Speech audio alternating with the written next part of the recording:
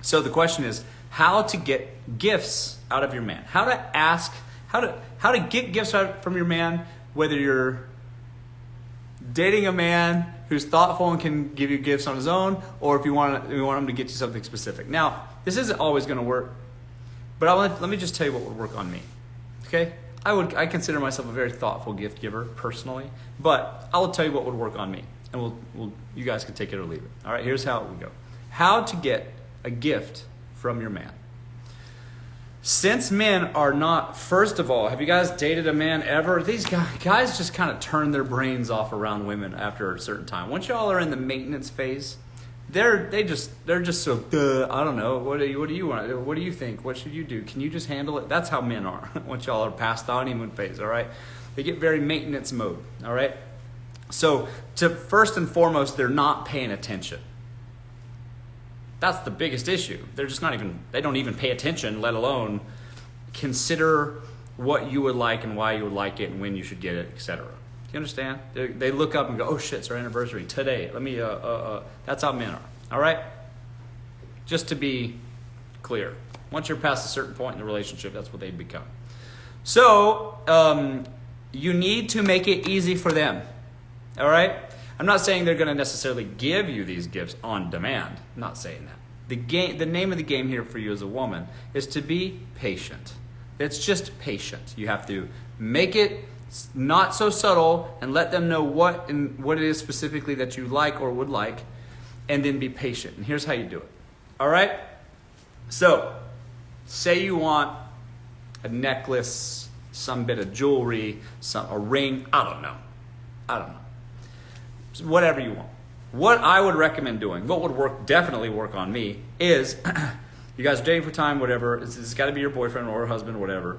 But what you would just simply do is just literally text them the photo of the thing you want, like a link, right? Say it's a bracelet, tennis bracelet. You literally text them a link to the thing and then say this: oh my God, why do I have shiny object syndrome? And then that emoji, why do I have shiny object syndrome? Oh, like that, and just send that shit to them. Now, men, being practical, would go, they might reply to you and be like, oh, I don't know, that's just how you are, that's just your taste, oh, whatever they would say. I don't know. But what they certainly would do is, if they're smart, I'm assuming you guys aren't dating dummies, what they should fucking do, what I would do, is go, oh my God, you're just making it so easy for me. And I would just take that link, put it in my notes somewhere, right? Wait till that shit goes on sale, or wait till some shit has some significant meaning, like a birthday, holiday, anniversary, whatever.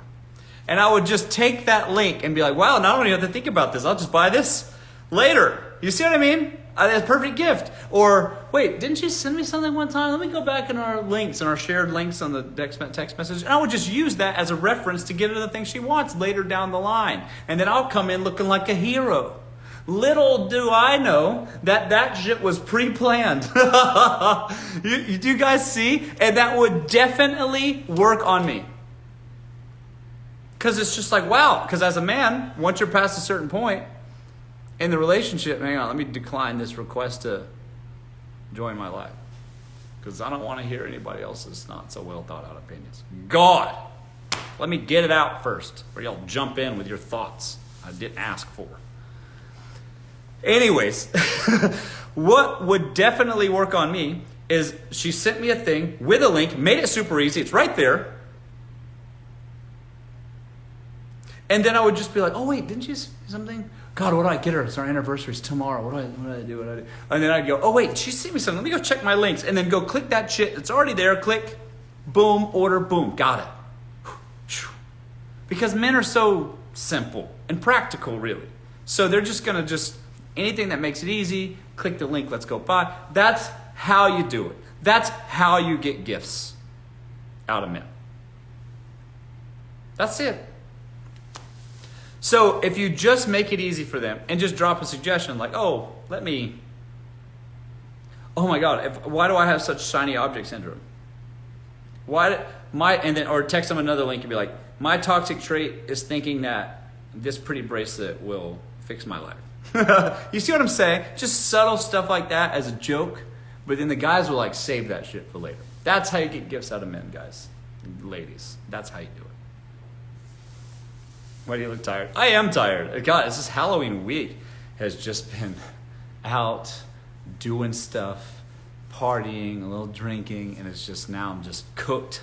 I almost never drink, but when I drink, it exhausts me the next day. But I'm here anyways, folks. I'm here for you. Give me a little grace. I'm here anyways.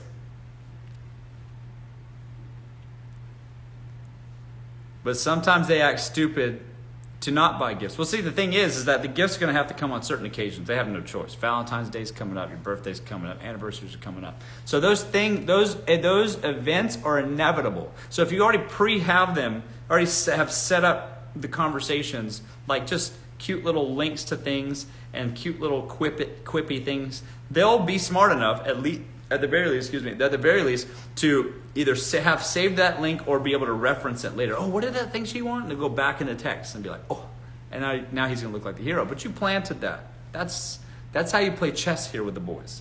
You guys get it? You guys see? Chess, folks.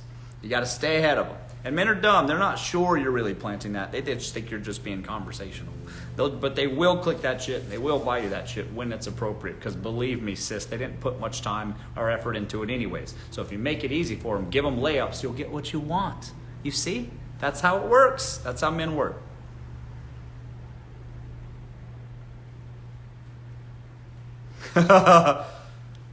Keep the links in your notepad. That's right. Exactly. See what I'm saying?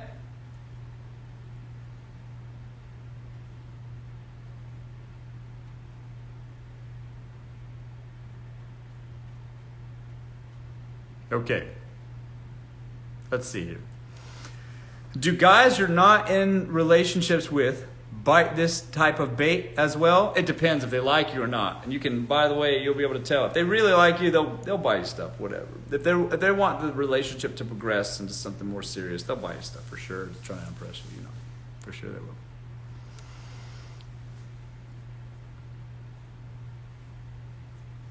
will. It always works with my husband. I'm the master of all these tricks. See, Lady Zainab knows what's up. That's how it works. Guys, it's just so simple. They don't want to remember stuff or have to be so thoughtful. If you guys make it easy for them and get what you want, everybody's happy.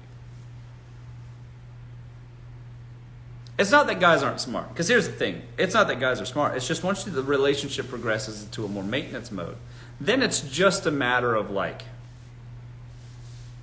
just make it easy for them. You see? Because guys can be, here's the thing about men. When it comes to what they need to do, like they're working on something or their business or something, they can be very smart, very capable, very powerful.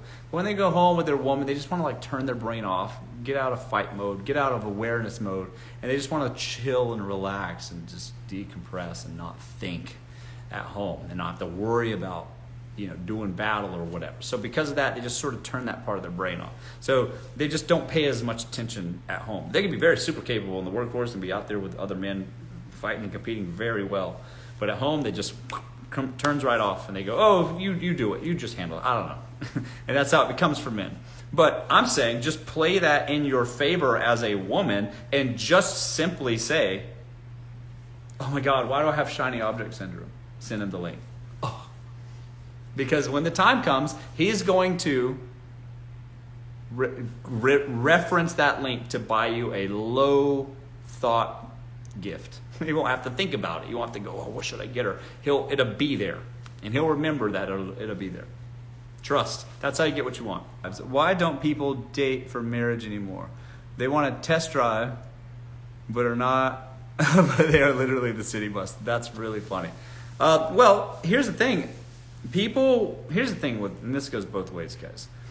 People will get away with anything that you let them. So at the end of the day, you allow yourself to be treated the way you are treated. So if a man is just on it for a test drive, sticking around but never committing, just using you and just could dump you at any moment, you allow for that yourself to happen to you. That's you are welcoming that because you allow that. You allow yourself to be treated that way. So, if you want what you want out of life, the way to get it is to disallow that stuff to happen to you. If you don't want to be treated this way, then you don't allow that to happen for yourself. You get what I mean? You go, no. You tell them. I didn't know where this is going because I'm not. Look, I like you, but I need to know where this is going. If it's not going where I want my life to go, then it's not serving me either. And this relationship is of mutual benefit. And if I don't feel as if it's mutually benefiting me, then I just don't have time for that, because you literally don't. What are you going to do? Date a guy that just drags you on for 6 years and then now you're just 6 years older? You see what I'm saying? Who does that serve? If I get why he gets it, I get why he wants that. That's dope for him. But where does that leave you in 6 years? So you allow yourself to be treated how you're treated. Is it for a naturally beautiful woman at 37 to be direct with men 15 to 20 years older? I think women just being direct with men in general is just good for everybody involved. Men are kind of stupid. They don't pick up on signs. They don't read between the lines very well. Subtle hints, giving them the eyes even, whatever. Doesn't fucking work on most men. They're so dense. And most people are so just in their own world. They need specific fucking clarity. So if you're just direct with people in general, you will have better results in general, because most people aren't just straight up aren't smart enough to pick up on subtleties. That's it. So most of the time, being direct will serve you better. It just will.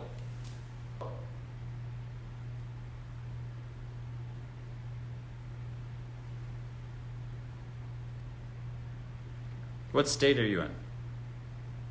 State of depression all the time. I'm just kidding. I'm not depressed. My life's dope. I'm in California. I'm in LA. Do you really want to align yourself with a man who is too afraid to come up and talk to you as a woman? You see?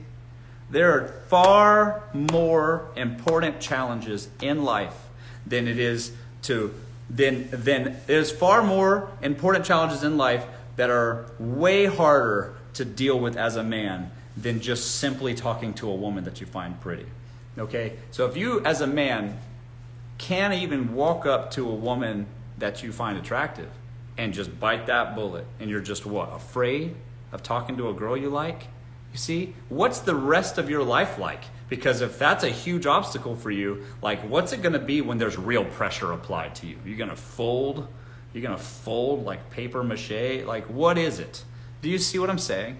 Like, and as a woman, why would you want to date a man that is just afraid to talk to you? You see? Because that just bodes to their character. I bet they're shy in a lot of other aspects of life. I bet they're afraid to deal with other challenging things in their life. It just isn't it's just not a good characteristic to have. If you can't accept that maybe talking to a stranger, especially one that you find attractive with the possibility of rejection is possible, then there's probably other areas in your life that you also can't succeed in because you're just too afraid. You see? And why as a woman would you want to date a man like that? Because that just seems like you're setting yourself up for failure. Because I have a hard time accepting that men that are strong, confident, capable men that are exerting their will out into the world and getting results is afraid to talk to a woman. Afraid to talk to Melissa. You see what I'm saying? And if they are, Melissa, afraid to talk to you, then he's just not ready to date, man. He's not had to go through other hardships that would make him a better man. And why would you want to date that? You see what I'm saying?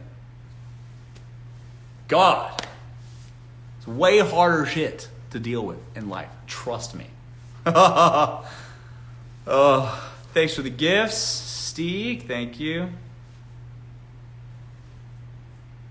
True. That's why you date for results and not potential. That's right. How do you move on after being so many years with the same man? Well, here's what you do. What you shouldn't do is just sit at home alone in your bed with a glass of, red wine in a hoodie and watching reality TV and cry.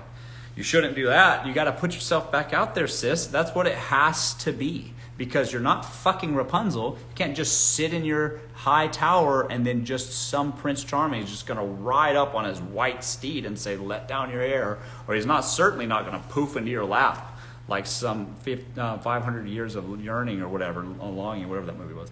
It's not a genie. So it's just not going to happen for you. You got to just get out there and embrace the chaos. That's it. And in so doing so, A, you'll get a life. You should get a life. And B, you might find yourself enjoying the company of other men very quickly if you do that. You're not fucking Rapunzel is the answer. Get yourself back out there, all right? Beat your face, put a comb through your hair, tweeze those goddamn eyebrows, and get out there, sis. All right? Hit the bricks, feet on the pavement, tap, tap.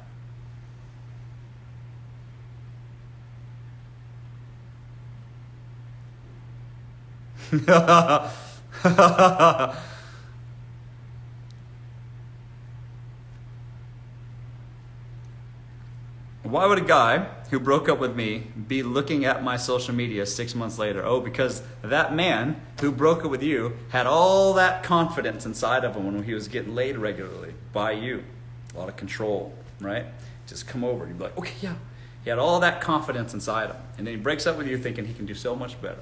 And then, by the way, he goes out there and then goes, oh shit, this is way harder than I thought. I don't have the amount of control I used to have with these new women that aren't emotionally connected to me. And I'm painfully realizing that I'm not as much of a stud as I thought I was. So now he's peeking on your Instagram. Here he's back. Hello. And don't you fucking break. You better just stay strong, sister. Because if you don't, you will be right back into that thing. He will boost his ego yet again until he can find another woman. And it's going to happen to you. That's what's going to happen.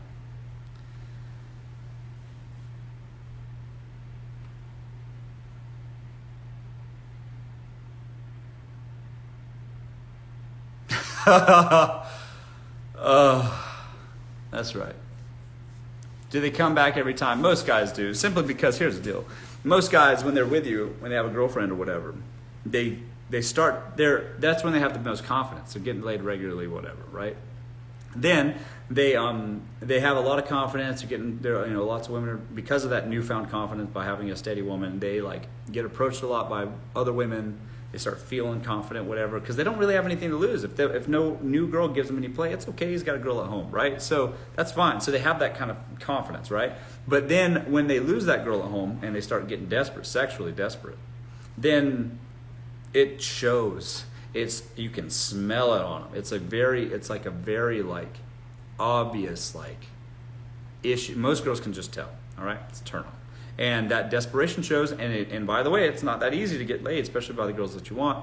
And then you start having those feelings of oh, I'll just call my ex up. It was easier. Blah, blah, blah, blah, blah. And then they'll tell you anything in the world just to get the doors back open, back in business.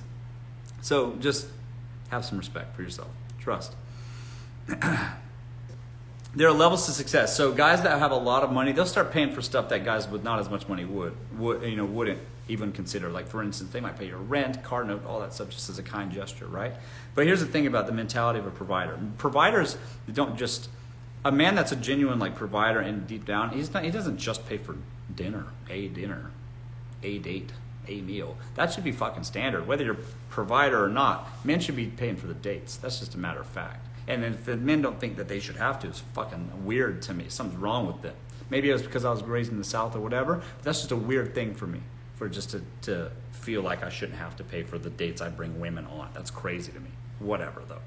Providers, though, when I say men should be a provider, it's you should want inside to provide fully for your woman. You should want to take her out of the workforce, because that just makes you a man. That's just what a man does. Just takes his woman, and I don't mean some girl you went on a date with once. I don't mean some fucking fling. I don't mean that. But I mean, if it's your serious long-term girlfriend or your wife or something, you should want to, inside of you, take her out of the workforce. Let her stay at home. Let her make your life easier by her not having to stress about work and sustainability and keeping herself alive. Now, if she wants to do that, it's a passion project for her. It's a passion lifestyle for her, and that's what she wants to do. Fine. I get that. My mother did it. My mother was a single mother. She built a business for herself, and she made something out of nothing, and that was not only income for herself, but it was also a huge passion project. Now, if you're that kind of woman, fine. But the women that are just working to live, men should want to take their woman out of the workforce entirely so she can offer better support, a better support structure at home for your family. And if you don't feel that inside of you as a man, you're not a provider man. And frankly, personally speaking, this is obviously very judgmental, but I think there's something fucking wrong with you if you don't want that for yourself and for your family.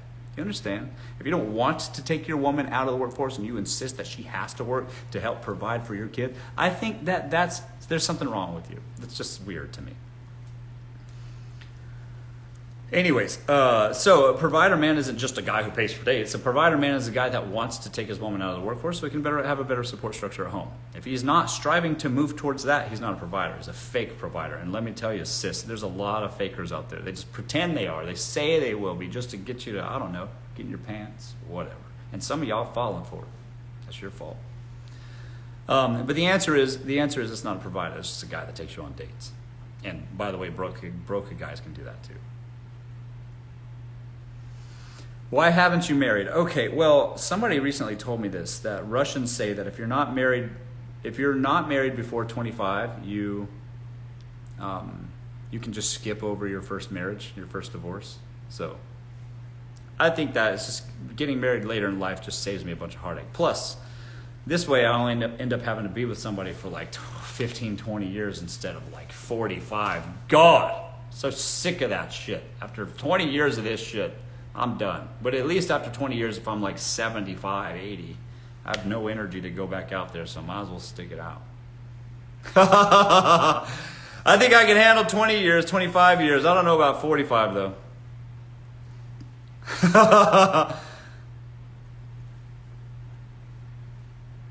I think that's fair, right? That's fair.